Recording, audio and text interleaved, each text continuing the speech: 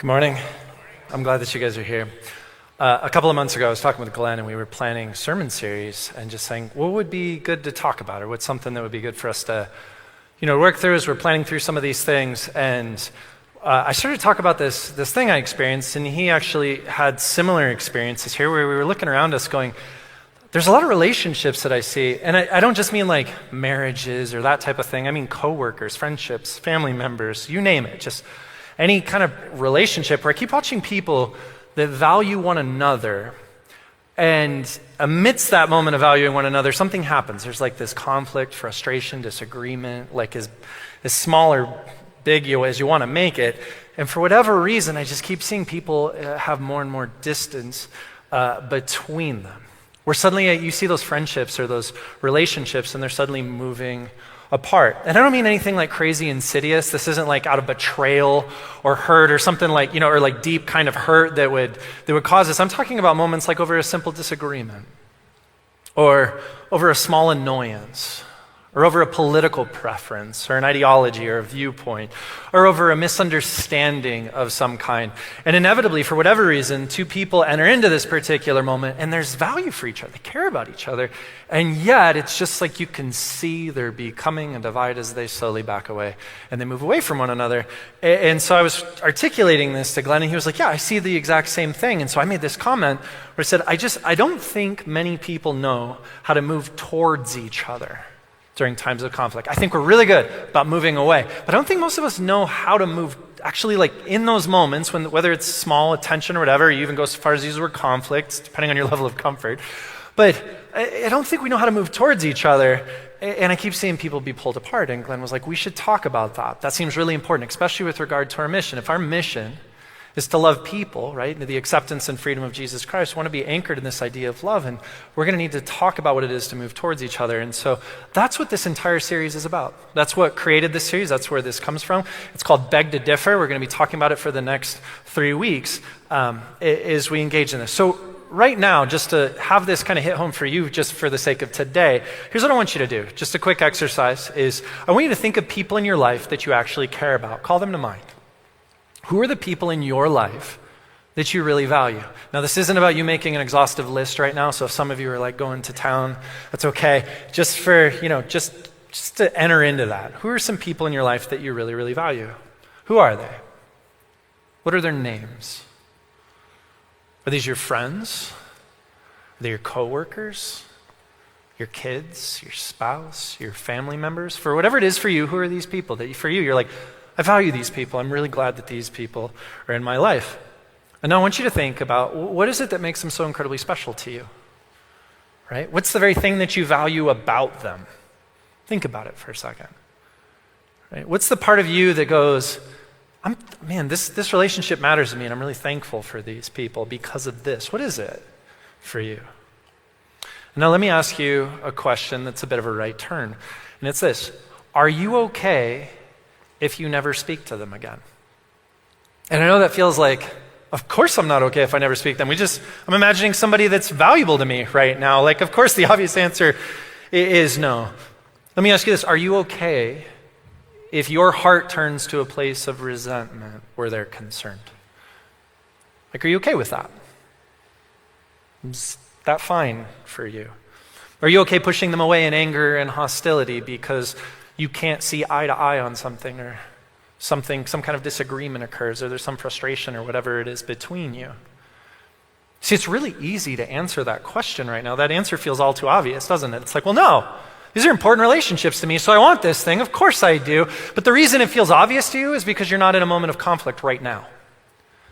Right? You're not having to actually walk through that moment right now. You're just holding on to something that's valuable, and you're like, I can't imagine this not in my life. It's kind of like two people standing at an altar. They never look at each other and are like, this could go south really bad, and I need to prepare myself. They're not, right? They're like, no, of course I want this person in my life. This is the person I love and value the most. This is the person I'm planning the rest of my life with. Of course I want that. It's because they're not in a moment of actual conflict, right? People are wonderful to love. People are the easiest thing in the world to love until they aren't. Right? To put it really bluntly, the divorce rate isn't as high as it is because loving people is easy.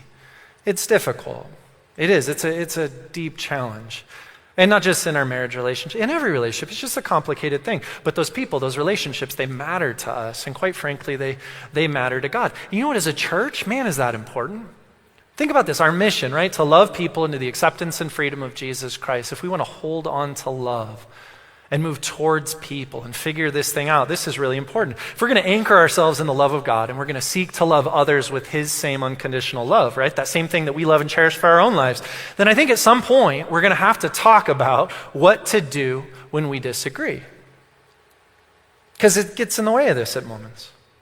I think at some point we're going to need to talk about how to actually open our hands to hold love when everything in us wants to clench them like a fist. And some of those moments as we want to kind of take a stand and create space between us and the people around us. We should probably figure out how to choose love when it just seems so much easier to choose just about anything else. It's in those moments of frustration or annoyance or tension, aggravation, whatever your word is, right? Whatever the thing is that suits you. And here's what I want to talk about today. I want to address the following truth. If we're going to hold on to love, then we have to learn to lengthen the fuse. That's the phrase I want to use. We have to learn to lengthen the fuse. I'm going to explain what this means. When I was a teenager, I ran around with a group of crazy young people that did a lot of crazy things that should not be repeated, that I would not recommend, and that is my disclaimer for the following story. So I was going to a movie one day with a group of friends, and there were about 8 of us. We took 2 different cars, and so I, with 3 other people, get in this one car. Another group of friends gets in a car, and we're driving ahead, they're driving behind, sitting in the back seat of this car with my friend. And we noticed that there's this bag of bottle rockets in the car because it was close to 4th of July. They were like leftovers from the 4th of July. And my friend looks at it and he starts like kind of thinking for a moment, and then he grabs one and he grabs an empty Coke bottle in there, just in case you don't know what a bottle rocket is because you grew up in Arizona where like all this stuff tends to be illegal. It's a firework. It's a projectile firework. You light it. It shoots a given direction wherever you aim it, and it then explodes with some sparks, right? That's what it does. It's a firecracker that explodes after it's been projected in its direction, whatever. That's a bottle rocket. So he grabs one of these. He puts it in this empty Coke bottle that was also in the bag left over from 4th of July, rolls down the window, lights it, turns and points it at the car behind us, which was my friend's. And he fires it, and it hits the windshield, bounces off the windshield, and explodes in the air. And I know that that's not a great thing. And I know that that's like against the law. It's breaking some law of some kind. It has to be, right? Like it's not an okay moment. But my teenage self looked at that moment and was like, this is the closest to an action movie I'm ever going to feel like I'm in. I want to try it. And so I thought to myself, well, like, let's grab not just one bottle rocket, how do we go big or go home? And so I grabbed a couple, like 2, and I start weaving the fuses together, like winding them up. So now 1 fuse is 2 fuses. You know what I didn't think about at that time is that when you wind fuses together like that, it is effectively shrinks the total length of burning fuse by over half. Like it's now this thick fuse that's really close to the end of the bottle rocket. And so I go and I put it in the bottle, and I'm going to shoot this out the back window at my friends who are driving behind us. And as I go to light the thing, it lit really quickly. By the way, you can't light it outside the car. It'll blow out because of the wind. So you light it in the car, then you reach out and you aim it. I light it in the car, and just like that, the bottle rockets are going off. That was very alarming in the car. And so I never made it in my head to get the thing outside. I just suddenly like pointed it away from me, and it goes off and it blows up, and it's lit and flying around projectile around the inside of the car for a moment, bouncing off of things. And then it blows up on the ceiling of this hatchback car that my friend was driving. He is frantically pulling over because he doesn't want to kill anybody in an accident or anything like that or harm himself or others. So he's frantically pulling over, and as he pulls over, he looks in the back seat to see this large burn mark on the roof of his car. And we're all thankful that nobody, lost an eye or got burnt or something terrible. Full disclaimer, kids, don't do this, right? Like we're good with this. But we didn't get to go to the movie that day. That whole day was over at that particular moment, if you can guess. Some of you guys are wondering why I'm sharing this with you. I'm sharing this with you because when it comes to trying to hold on to love, anger can be a lot like that bottle rocket on that particular day in my car, right?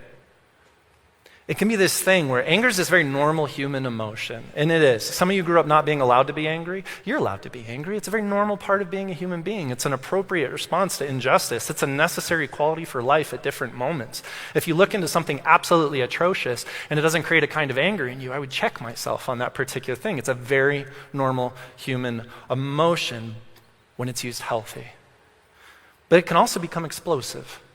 and volatile and leave a wake of destruction in its path, right? It can also put distance and separation between people if the fuse is too short on that particular thing. If all you do is go off and react and blow up and all this stuff, and you've seen this in your own life, you've seen this in workplaces, you've seen this in families and friendships and marriages and things. This happens, doesn't it? Anger is this normal quality for life, and yet it can also be this potentially harmful, volatile thing. How many of us have ever said, don't raise your hands to this, how many of us have ever said something that we would come to later regret because we said it all out of anger? Have you ever had that moment where you had to go back and go, I was really angry and I said some things and I wish I could take them back and I'm sorry. And you've had to deal with that? It's hard, isn't it? How many of us have ever had a moment where we walked away feeling like we got angry and so we defended ourselves and we defended being right, and then maybe we even kind of felt like we won in that moment, and then you walk away and after the moment you just kind of feel wrong about the whole thing? And it's because of how you engage it, maybe some of the things you said, what you did, because anger was doing all the reacting for you, your anger was. How many of us have ever caused hurt and pain in a relationship because we spoke in frustration before we ever bothered to listen or hear or understand the other person across from us, and we just blasted them? And now there's hurt, there's separation. You see, when anger happens, when the fuse is too short, what ends up happening is we create distance between us and the other person. Everybody else is backing away. And it just starts to create a little bit of chaos amidst difficulty, chaos amidst conflict. See, if we want to learn to hold love when times are frustrating or difficult, when there's conflict involved, when there's an argument at hand, where there's something you don't like in the midst of a relationship, then we have to learn to lengthen the fuse on our anger. Not to deny it, not to squelch it, not to stuff it, not to hide from it, to give us time, to lengthen the fuse on our anger, because sometimes all we need is just a little more time to assess the situation so that we can think clearly and choose what matters most. This is huge in relationships with all people, everywhere, all the time. You know, there's a single verse in the book of James that is so simple and so straightforward and that is so incredibly helpful when it comes to this idea of lengthening the fuse. And so I want to go there today. It's James chapter 1. We're going to eventually read verse 19. As you turn there, or as you take some time, let me give you a little context for the book of James and what he's writing to, what's going on, his audience. So James is the leader of the Jerusalem church. The Jerusalem church was really the very first church to be established, if you think about it, the very first Christian church. In Acts chapter 2, when the church is formed, that's in Jerusalem. And so this becomes like the epicenter, so to speak, of Christianity. It's significant for that reason, but it's also significant for another reason. If you think about this, it was probably the church that had the highest concentration of Jewish population, of people who were historically Jewish. Right? If you go into Rome, you got a bunch of Gentile people that are mixing into the church with other Jewish people and all these things. In Jerusalem, you have this really high Jewish population because it's in Jerusalem, right? And so you have all these people that have this back history of family members and fathers and grandfathers and their forefathers all following these rules and laws and customs and practices and traditions of historical Judaism. And then they become Christians, and all of a sudden they're embracing the love and grace of Jesus Christ. They're told that the laws no longer dictate their righteousness or whether it's good or not or whatever. And all of this is changing, and now they're also watching people who aren't historically Jewish come into church for the very first time, and this is creating an immense amount of curiosity, concern, tension, conflict, whatever you'd like to call it. Because they're watching these people come in who don't have traditionally Jewish values and customs and practices and laws and things, and they didn't grow up this certain way, and now they're being told to live out of the grace and love of Jesus Christ. And they're looking, going, in the Jerusalem church, is this going to be a church where like anything goes? Are we going to lose our customs and things? Are we going to go by the wayside? Is this just going to be a free-for-all when it comes to morality? There would have been a whole bunch of things there. Does it matter what you do? And so they go to write this. Now, I know when we would read a book like James, a lot of us think from like a theological mindset. What does this teach me about God and how to believe in him and all these things? But what I want you to see today is that this particular context, this particular passage, isn't just wrestling with a theological situation. It's wrestling with a very human situation. About how do you have these groups of people sharing the same space and place when some of these people are afraid about what's happening in front of them and conflict is beginning to stir? How do you deal with that? What do you do? What matters? What posture do you take? How do you engage in these things? And it's in that context that James writes the following verse. James chapter 1, verse 19. He says, "Know this, my beloved brothers, let every person be quick to hear, slow to speak, slow to anger. See, really simple verse. And then verse 20 follows, says, for the anger of man does not produce the righteousness of God. Know this, my beloved brothers, let every person be quick to hear, slow to speak, slow to anger. Some of you guys are like, okay, cool. What does it mean? That's what it means. Like, that's the sermon. Like, I could literally be like, congratulations, you've read that verse in James. It's actually it's very simple, you guys. This is not a highly complex passage. This is not some and then there's this deeper hidden meaning behind this particular thing. Like, James is being very straightforward in how he goes about writing this thing. And yet it's profoundly helpful for us if we would only seek to apply it. If we'd only seek to internalize a little bit and to wrestle with it. And so this morning, what I want to do is I want to take the words that James uses in verse 19, and I just want to offer 3 challenges that I think are going to help us lengthen the fuse on our anger so that we can hold on to love and move towards the people that matter in our lives. Okay? So here's the very first one. If you want to lengthen the fuse, be quick to hear.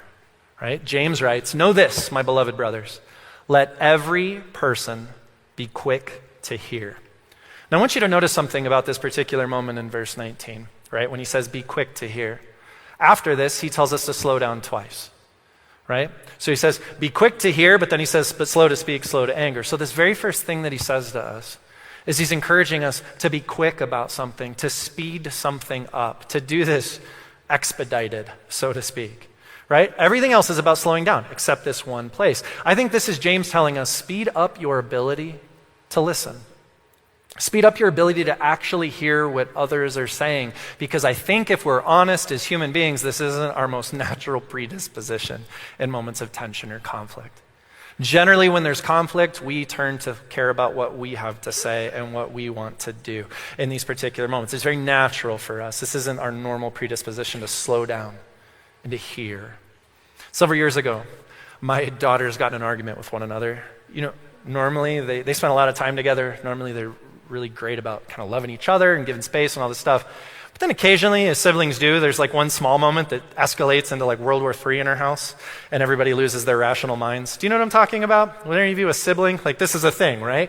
And so this particular moment happens where I don't even remember what they were arguing or fighting about or what happened. But in the end, this escalates, and my youngest daughter hauls off and hits my oldest daughter. And my wife is standing there and observes the entire moment happen. And now she is angry. She's frustrated, and she gets both of them and says, hey, come on. Guys, I don't care what happened. And she looks at my youngest. We don't use violence with one another as a way of solving our problems in this household. That's what she tells him. And my youngest daughter just looks at her and she says, what? And my wife says, you just hit your sister. And my youngest daughter looks back at her and says, no, I didn't. And my wife looks at her and says, I'm standing right here. I watched the whole thing. Yes, you did. And my youngest says, no, I did not hit her. So then she gets to take a little vacation in her room, right? She goes in, she gets time out in her room. And the whole thing is look, if you're not willing to be honest about what just happened, you're going to need to go take some space. When you're ready to be honest and we're ready to talk about what just happened, then you can come out. We'll talk about this, okay? Then we'll do that. So some time goes by. My youngest makes her way out. And now it's round 2 of this moment. And my wife looks at her and she goes, so can we talk about what happened when you hit your sister? My youngest looks her square in the eyes and goes, I did not hit my sister. And my wife just looks and goes, we're at round 2. You know what I mean? Back to the room. So she goes back to her room. She comes out a little while later, repeating the entire process again. And my wife says, are you ready to talk about it now? And she goes, I didn't hit my sister. Now this becomes one of those moments where I'm really grateful that we have one of those Nest cameras pointing at our front door in our house. And so it's okay, let's go survey the footage. You know what I mean? Let's go roll the game tape and see what actually happened. And so sure enough, my wife is standing there with a cell phone with this particular thing. And she's like, okay, here we go. And they both watch the moment. Sure it is. There it is. She hits her sister. My wife goes, see, right there, you just hit her sister. My youngest looks at my wife and goes, I did not hit my sister. My wife is now exasperated and is like, are you kidding me? Or why are you, when are you going to own up to this? And my youngest looks at her and says, Mom, a hit is when you make a closed fist and hit somebody. I made an open hand and I slapped my sister. Woo! You ever have that moment as a parent where you're like, I dearly love this child and should not be left alone with them right now? Right? That particular moment. Now, let's review what happened in that situation. No children were harmed in that moment. Everything is okay. This is some time ago. But let's review what just happened. So something happened in my household that created a certain amount of tension and frustration and conflict between my two daughters. And now this involves my wife, as there's people getting harmed in my house. And it creates this interaction between my wife and my daughter. And my daughter is protecting two things. First, she is trying to avoid negative consequences for the actions that she took. She's afraid of whatever outcome might happen here. But second, she was frustrated about whatever had happened that led to the hitting incident, and so she's actually trying to be seen as right and vindicated in however this thing went about. And so consequently, she is listening to the words coming out of my wife's mouth, but she is not hearing what my wife is actually saying. Do you know the difference here? Have you ever had that moment? If I had paused and looked at my youngest daughter and I'd said, "You're not listening right now," she would repeat back word for word the entire conversation and go, "See, I was listening to every single word." But if she'd paused to hear, right? If she'd actually paused to hear my wife, she would have heard her saying that in all honesty, my wife would look and say both of her daughters are absolutely precious to her.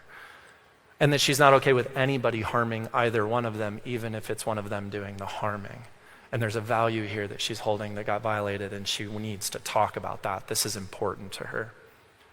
And all my youngest heard was the word hit, how to work around that because of the words that she was using and how to argue your way through it. Do you ever have that moment where you're having a conflict with somebody and there's a frustration or a tension and you're speaking but you don't feel heard? It's frustrating, isn't it? You ever have that moment where the person can parrot back the words that you said, but you get the feeling they missed you? Your cares, your concerns, whatever it is your heart is trying, like whatever's, the reason you're even talking about this in the first place, it's like all of that gets missed. Friends, be quick to hear. This is a gift to give away in our relationships. It's also something that we're least likely to do in moments of tension. See, don't just listen to what the person is saying. Listen to what it is they care about. This is huge. If you don't know what it is that someone really cares about, I don't think you're ready to step into the conflict moment with them. You're going to misfire all over the place. You still have exploration and understanding to do, right?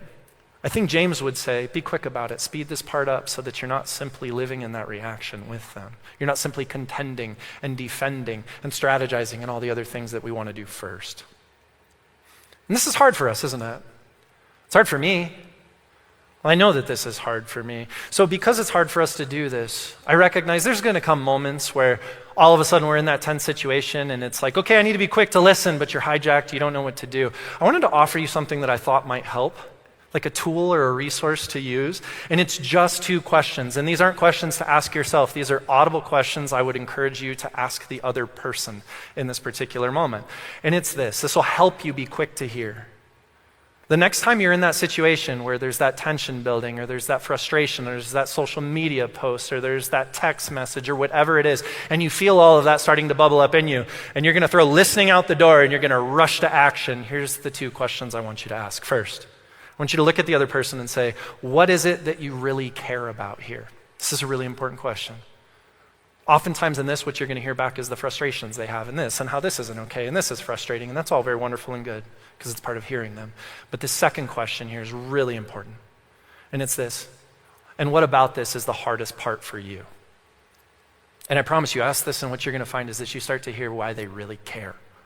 Not just what's being said, not just the words being used. You start to hear why that person really cares. This is going to help you lengthen the fuse of your anger or frustration in such a way that you'll find that when you see what they really care about, more often than not, you'll see the person that you actually care about with the things they actually care about, and you'll find that there's room to move towards each other before you start using your words and your actions to shove each other away. This is huge.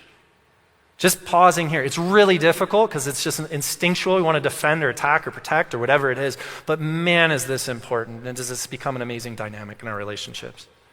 And that brings us to the second one here this morning, and it's this.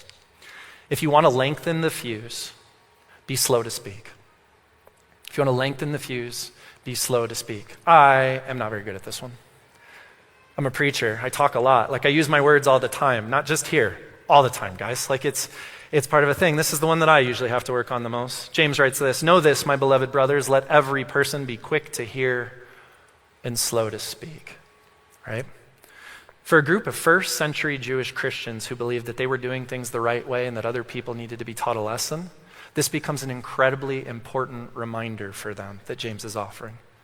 Right? He's not just looking at Christians who are concerned about others' behavior and things and telling them to shut their mouths and go away. What he's saying is there's still learning for you to do here. Don't stop listening. Don't stop asking questions.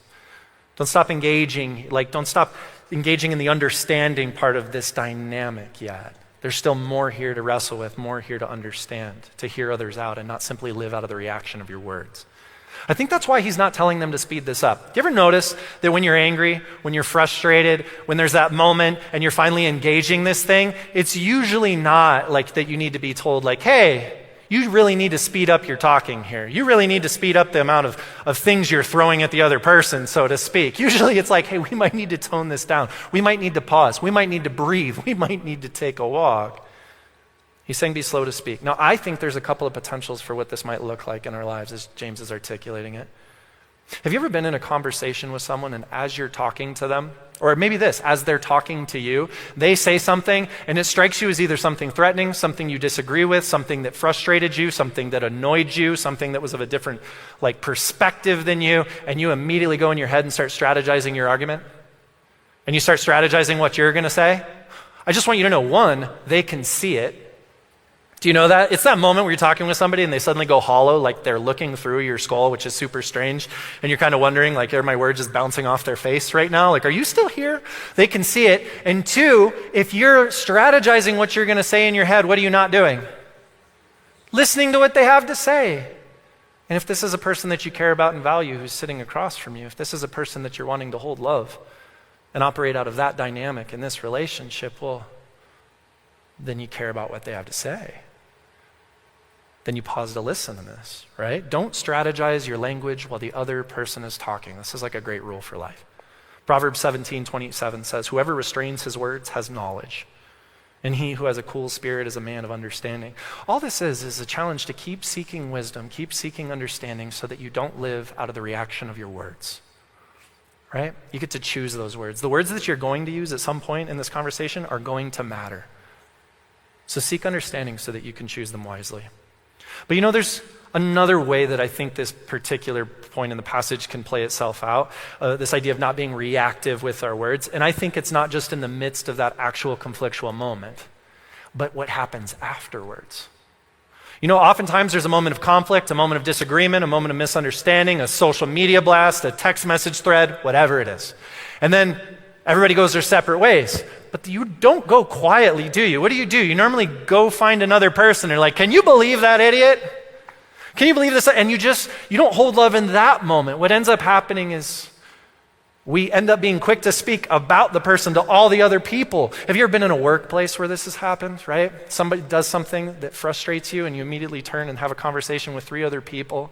And it's okay because things that are frustrating, but you're really tearing them down and bashing them. You're not holding love in that particular moment. That's not what's anchoring your disposition or guiding you in that process. Have you ever had this in a family? You have an argument or a conflict with someone in your family and then they go consult and contact all the other family members and you find out that everybody's been talking about how stupid you are or how big of an idiot or frustrating you are or whatever all the things are? It's not fun, right?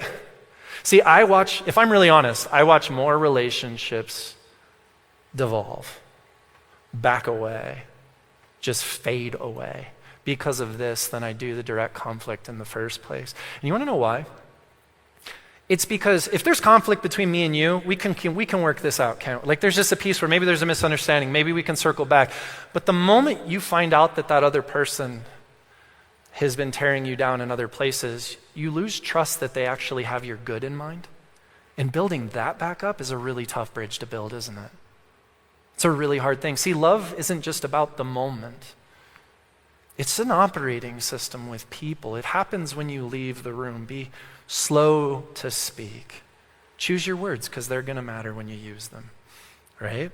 So if you want to love other people well, all I would say is don't let your words become reactionary and rob you from holding love. Don't let your anger take over the situation in that particular instance. Give yourself a little space. Just slow down, right? Be slow to speak. That brings us to the third one. If you want to lengthen the fuse, be slow to anger. Be slow to anger. James writes, know this, my beloved brothers. Let every person be quick to hear, slow to speak, and then the last one, slow to anger.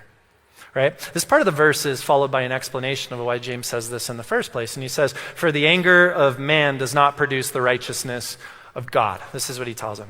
Now I have to be really careful here. Some of you guys in the room, and I know this even just from last service, are going to come up or have this thought in you where you're like, so am I never supposed to be angry? Like, am I supposed to not? Is there such a thing as times when anger is good? Yes, absolutely. Jesus got angry 3 times.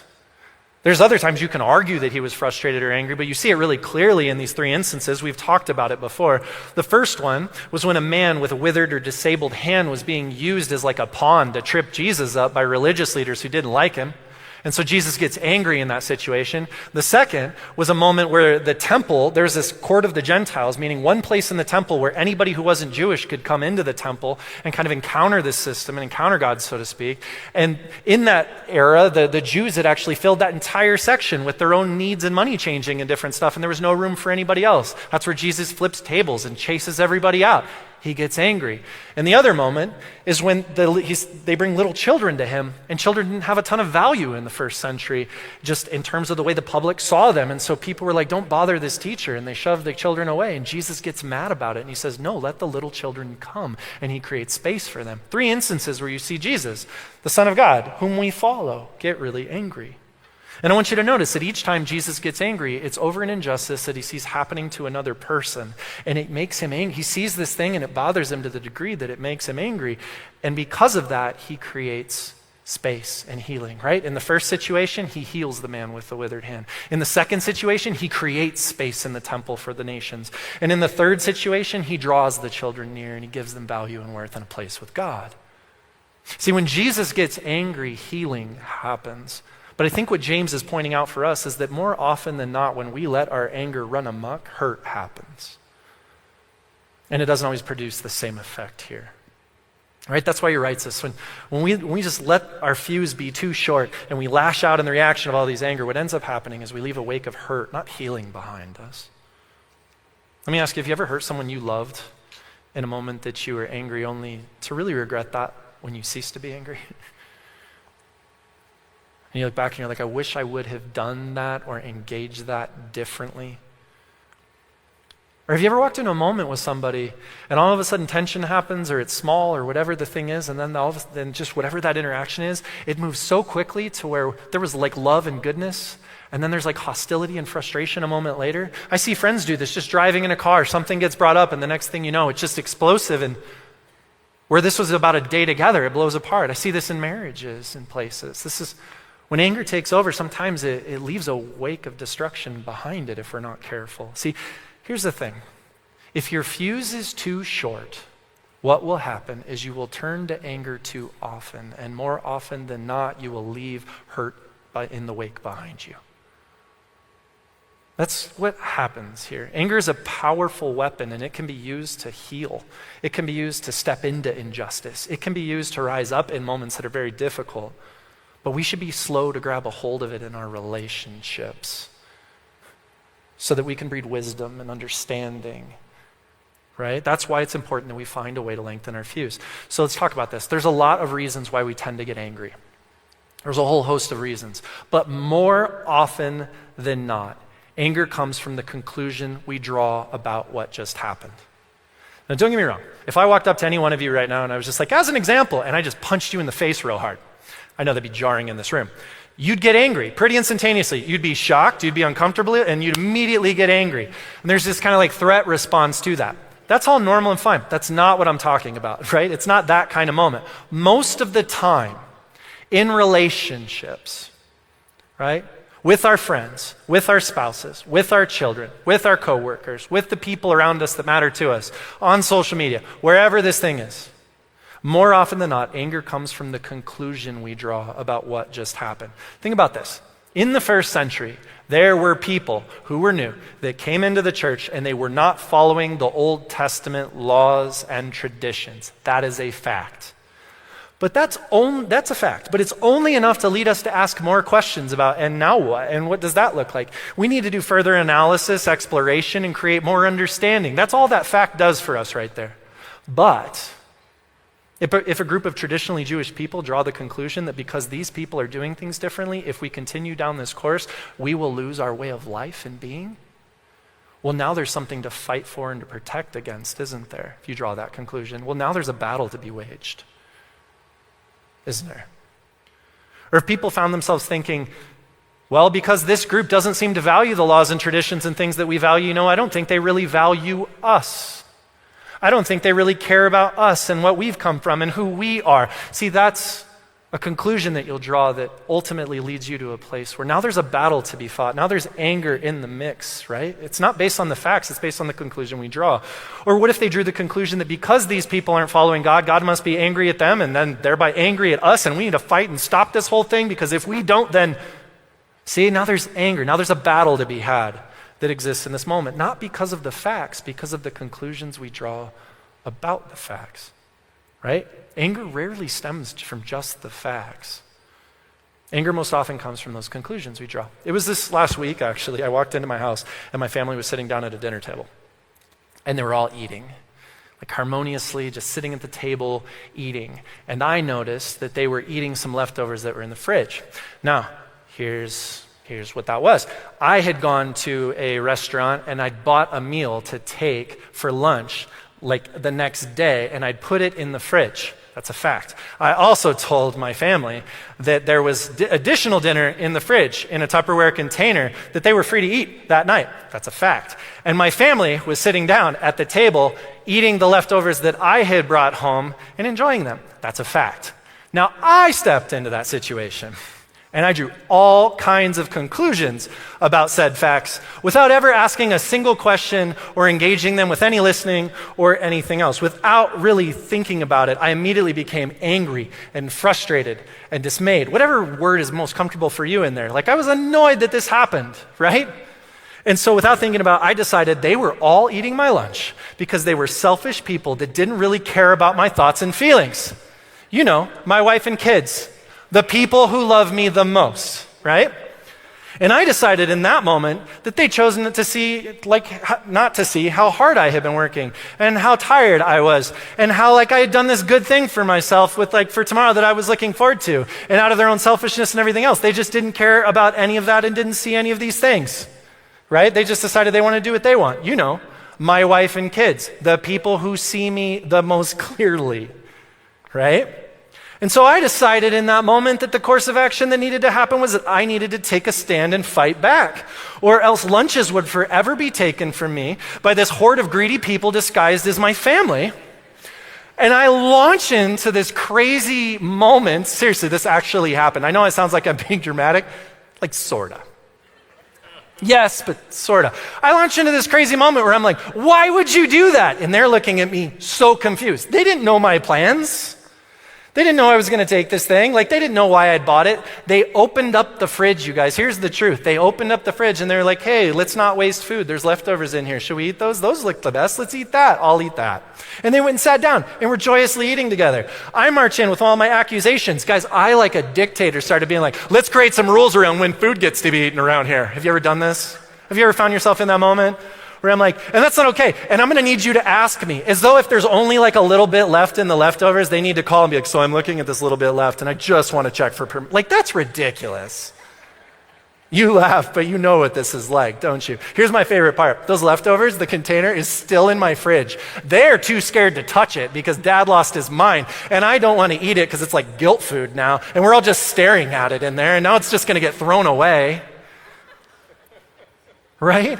Anger doesn't come from the facts most often. It comes from the conclusions we draw based on those facts, and then we act them out, and we lash out, right? Have you been there? In your own way, in your own moment, in your own spaces and times. You see, guys, if there's people in your life that matter to you, and the idea of them becoming distant or backing away across the kitchen table or moving away from away from you in general because it all is just a little bit much. If that idea isn't the best thought for you, then there's just this piece in our relationships where we've got to learn to question the conclusions that we draw. If you want to pursue what James is getting at when he tells us to be slow to anger, what I think he's doing here is, I think he's saying, be quick to listen, you're going to create be quick to hear, you're going to create understanding, right? You're going to understand where that person's coming from. Be slow to speak. All of those things create the best kind of understanding so that you don't draw crazy conclusions in the end. I think that's why he tells us to do this. Question your conclusions. Question your story. Here's the deal though. There's going to come a moment where you don't do this well. Just like me, this last week. And you're going to stand face to face with another person, and you're going to be frustrated, and you're going to have all kinds of assumptions about what that text message meant, or what that social media post meant, or what that last thing they said did, or what they're eating with a fork out of the fridge meant. Like, whatever it is. And you're going to get frustrated, you're going to draw all these conclusions, and can I challenge you in that moment, in as much as you are willing and able, can I challenge you to question your story? If you haven't heard much else of what I've said today, and you take away this thing, this is a big one. Can I challenge you to question your story? I want you to ask yourself, just explore it for a second. Think about this. What would happen if you said, okay, I feel it, right? My stomach just tightened, my blood pressure just went up, my temperature just raised. I'm ready for action right now. Like I'm wanting to dive head first into this particular moment. Or maybe you hate anger, and so you're like, I want to retreat as fast as I can to some other place, particularly right now. What would happen if in that moment you said, what's the conclusion that I've jumped to? If you asked that. What's the story I'm telling myself about this moment? And then what would happen if you asked, and is it really true, or is this just me having a bad moment? That was the truth of that day. I was just tired and stressed and frustrated and took that out on everybody else. Here's the truth. You're allowed to have a bad moment. You're a human being. You're going to have a bad moment. You've had a bad moment. You're going to have another one. You're allowed to have a bad moment. You just don't have to take everyone on the ride with you, right? It doesn't have to be turned into everyone's moment. And you can do this by having the gift of questioning that story. Is this really what this person is doing? Is this really how this person is feeling? Is this really what this person was trying to accomplish here? You see, if you'll do this, what all of this does is you create something really precious in a relationship where an experience has occurred and tension is beginning to mount. And that precious thing that it creates is time. It's time. Where rather than lighting the fuse of our anger and living in the reaction of our moments and then dealing with the fallout of that over and over again every single time and then wondering why our relationships are drifting apart, it creates this precious gift called time, where you get to seek the right kind of understanding, where you get to garner the best kind of wisdom, where the other person gets to feel cared about and heard and listened to, and where you get to engage out of what matters most to you. And you know what happens when you create that kind of space and that kind of time in those conflicts, in those moments? I believe that's the moment where the Holy Spirit of God ends up getting to work in your heart. And I know that's a weird thing. You know what we think of with God with conflict is you invite him in afterwards to forgive you of the wreckage that just occurred. What would happen if God entered into the midst of our conflict? Give him a little space, give him a little time. If the other person doesn't know why you're doing this, tell them, I need just a moment really quick. I need to ask myself some questions. They will be grateful that you did. Unless they're just attacking you, in which case send them this message. I don't know. Don't do that. That won't go well. But create that space and time to allow God to work in you so that you can look at the person across from you that you love and you value and move towards them in the midst of difficulty instead of moving away. And the reason why is because we want to love people for the long haul. The reason why is because there are people in your life that you love and value, and I know for a fact that you're not okay thinking about 5 years from now and them not being a part of that same picture with you. This becomes a powerful tool if we just lengthen the fuse. And the good news is, if you're working on this, you're not alone. I'm in this whole thing with you. I'm praying for you. And I hope God continues to move in each of us as we move towards one another. Let's pray. God, we love you, and we just acknowledge that conflict, anger, tension, all of this is kind of hard sometimes. It is. And so, Lord, I just pray for grace. Grace upon grace upon grace for each person in this room, for myself, God. Lord, I pray that some of the mistakes and things of the past wouldn't come to define who we believe we are right now, even in the midst of arguments and conflicts, that there'd be freedom in some of this, God. But help us to grow through them. Help us to learn. Lord, as we step into the next moments of our lives, maybe some people in here are in conflict moments or just tense moments with friends or family members or coworkers. God, I pray your wisdom and your guidance in their life and in their hearts. Lord, help us to be quick to listen, quick to hear, God. Help us to be slow to speak. And Lord, help us to lengthen the fuse that we become slow to become angry. God, we want to love people, and so we just trust. We invite you into the midst of our conflict. Do your work in us that we might love others well. Pray all of this in Jesus' name. Amen. Friends, before you go, it's wonderful to have you today. If you're new with us, I'm going to be right over here where these two lovely people are standing waiting. I'm going to be over there, and we'd just love to shake your hand and say hi and welcome, and it's nice to have you. Also, if I've just never met you, or I don't know, whatever, be over there. We'd love to say hi. So I hope you guys have a great week, and we will see you soon.